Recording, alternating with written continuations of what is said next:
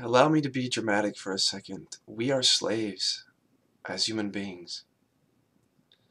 We're slaves to substances and activities. We're slaves to doing, to becoming, to finding something else, something more in the future. And it shows up as slavery to caffeine, alcohol, drugs, including prescription drugs, gambling, food like sugar, bread, pasta, all sorts of other foods, even salty foods. Some of us are addicted to meat.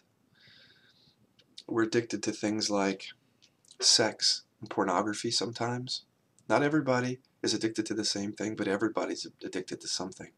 Some are addicted to spiritual seeking, trying to find some future state of enlightenment that always seems like it's out of reach.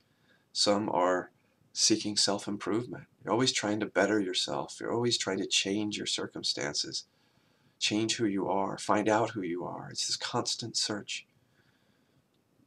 Some are even in recovery programs and they're chasing recovery. It's like being addicted to this idea that someday I'll be recovered. And if you look, it doesn't even matter what the content is, what your addiction is to, what substance or activity.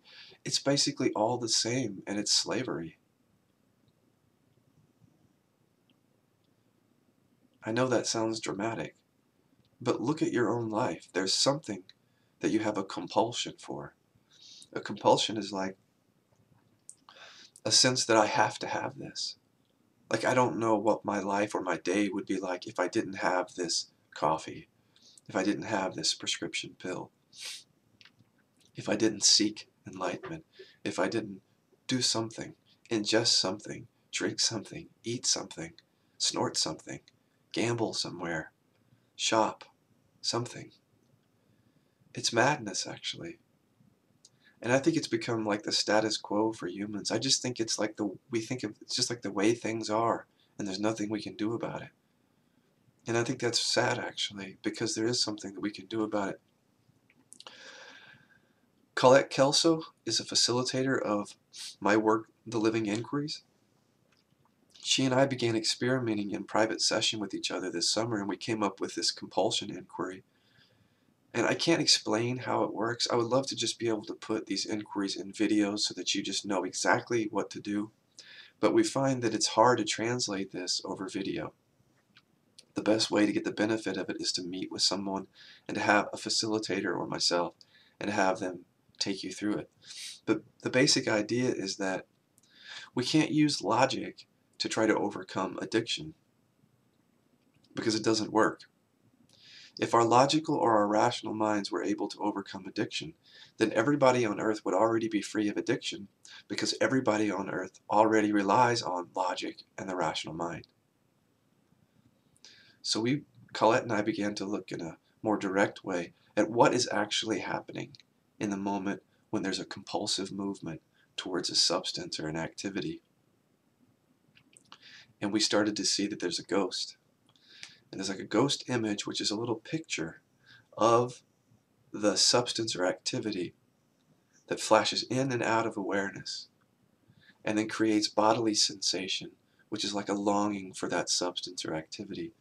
And once that little ghost image flashes in and out, you're out of luck. You're a slave because your body is telling you, I have to have this. The mind and body is saying, I have to have this. So in a sense, no amount of logic is going to interrupt that because it's a much more primal, immediate, automatic response or movement towards the drug or activity or substance. So your logical mind is trying to play catch up all the time. It's trying to impose willpower and control and judgment and self-guilt on acting out on these things, trying to change and control behavior. But what we're missing is that the actual addiction doesn't arise as a logical play of thinking. It's not logical to be addicted to anything. It arises as this little ghost image that flashes in and out so quickly that most of you that are listening to me don't even know that it's happening. The best example that I give is if someone's sitting on the couch who has a sweets addiction. They're just minding their own business, maybe watching TV, sitting with someone, and all of a sudden they crave a cookie.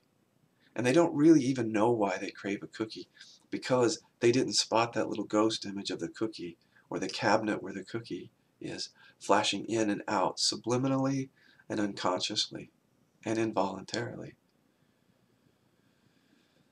So having missed that ghost image, the body's sensations start to arise. The craving or whatever feeling or sensation is there creates that longing in the mind, and the mind is then just fixated on getting the cookie, and before they know it, their head is in the cabinet or it's in the bag of cookies. And that's a compulsion.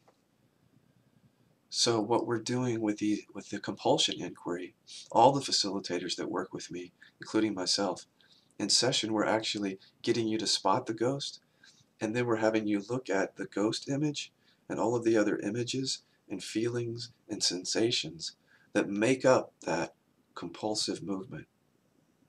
So we're not even engaging your rational mind at all. And then we take you through that with a question that goes through each one of those. We go very precisely through each one of those to see if you can find the compulsion. This has been amazing. I've never seen anything like this, actually, working with people. I mean, every day people are writing and telling us how it's working. Like, people are dropping sweets for the first time without any willpower. They just don't want sweets. Or when they go and eat ice cream, they only eat a small bowl. They don't gorge on it anymore. People who are just dropping drinking. Like, I'm working with some people who've been drinking for years, and after a few sessions, they just lose the taste for wine, or they lose the taste for beer, and they don't want to drink anymore.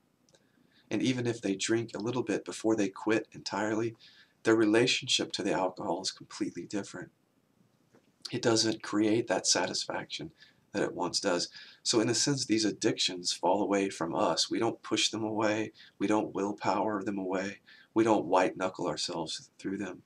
They just fall away because the compulsive movement of thought and feeling and sensation is being diffused. And when that's diffused, you're getting at the very root of addiction, actually. The very root of it, the way that it actually appears in your moment-by-moment experience. The thing is this inquiry has been applied to everything, even spiritual seeking. I've had people who continually seek awakening or self-improvement or even recovery in the future. And what we do is we treat it as the same compulsion. It's just like the compulsion for cookies or alcohol. It's a subliminal, unconscious, automatic movement of mind that arises as a play of thoughts, emotions, and sensations. And as we take the person through that, and they can't find that compulsion, seeking just doesn't make sense. Seeking lets go of them and just gives them the sense of being free of that movement of seeking. So it's worked on that. It's worked on so many things. This has just been one of the most amazing periods of my time sharing this kind of message, is because I struggled with so many addictions in my life.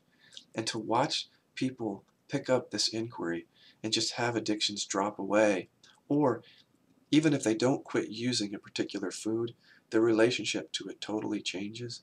To watch that happen is nothing short of a miracle. It's just totally amazing. A profound and unshakable sense of ease and peace in life. And it's so funny that addiction can be the doorway to freedom, because it seems like quite a nightmare when you get a really good look at it, but it actually becomes the doorway into the freedom. So that's why I'm doing this video. I'm not pointing in this video.